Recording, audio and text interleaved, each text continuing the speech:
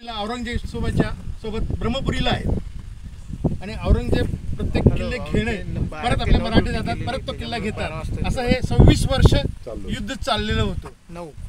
आणि त्या काळामध्ये जेव्हा सनदा लोक जे आपले मावळे जे जायचे ते ह्या गडाच्या आसपास मध्ये जितके मावळे आहेत त्याचं कारण म्हणजे इथे जागा आहे, ह्या गडाच्या पाठीमागे भरपूर जागा आहे, घोड्यांना प्राण्यांना उभं करण्यासाठी, राहण्यासाठी, राहुट्यासाठी अशी जागा आहे। आणि त्यामुळं स्वातंत्र्याचं स्वराज्याचं प्रत्येक युद्ध हे ह्याच भागातनं सुरू झालेलं आहे, त्याची ही खासियत आहे।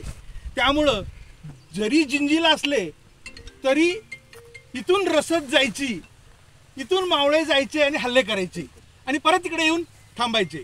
ते कळल्याबरोबर 1695 मध्ये औरंगजेबानी हमीदुद्दीन खानाच्या हाताखाली फौज इथं पाठवली आणि ती जी लढाई इथं झाली मराठ्यांच्या सोबत, म्हणजे 89 मध्ये औरंगजेबाने सगळं घेतलेलं आहे, परत ते 94-95 मध्ये परत मराठ्यांकडेच आहे, ही इथली खासियत आहे। मग त्या युद्धामध्ये जेव्हा संभाजीराजांचा मृत्यू झाला त्याच्यानंतर सरसेनापती बनवले गेले होते संताजी घोरपडे आणि मध्ये त्याच्या आधी महादाजी पानसंबळ, हे जिजाऊंच्या जवळचे, म्हणजे जिजाऊ भुजींचे लोक